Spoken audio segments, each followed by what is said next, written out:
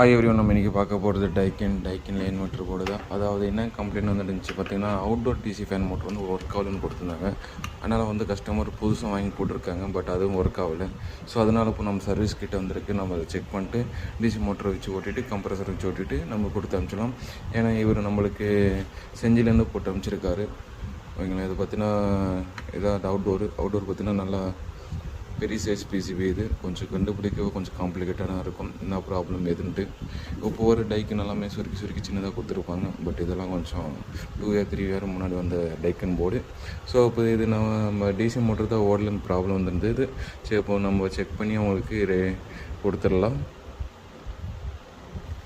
அதாவது நம்ம DC motor run பண்ணி கஸ்டமருக்கு கொடுத்துடலாம் சொல்ல வந்தேன். சரி, லாஸ்ட் வரையும் பாருங்கள் போர்டு ரெடி ஆகுதா இல்லையான்ட்டு. பார்த்தீங்கன்னா செக்ஷனே பயங்கரமாக இருக்கும். எது என்னன்னு செக்ஷனே கண்டுபிடிக்க முடியாது. அதே மாதிரி என்னென்ன காம்போனன்ட்ஸ் கண்டுபிடிக்கவே கொஞ்சம் டைம் இருக்கும். இப்போ பார்த்தீங்கன்னா நம்மளுக்கு டிசி ஃபேன் ஓடுது, நல்லாவே ஓடுது. ஏன்னா இதுக்கு முன்னே வந்து சுத்தமாக ரன்னாகவே இல்லை.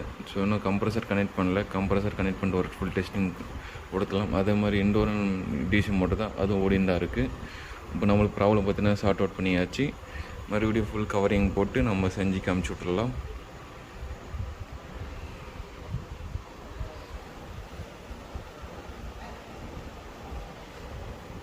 ஸோ ஃபைனலாக இப்போது ஃபுல் கவரிங் போட்டாச்சு இந்த அவுட்டோருக்கு. அவுட்டோருக்கு பார்த்திங்கன்னா நம்ம எல்லாமே கனெக்ட் பண்ணியிருக்கேன். கம்ப்ரஸரு, 2 டிசி ஃபேன் மோட்ரு, பார்த்தீங்கன்னா இன்டோரு ஃபேனும் ஓடின்னு இருக்குது. அவுட்டோர் ஃபேன் நல்லா ஓடுது. கம்ப்ரஸரும் ஸ்டார்ட் ஆகிடுச்சு.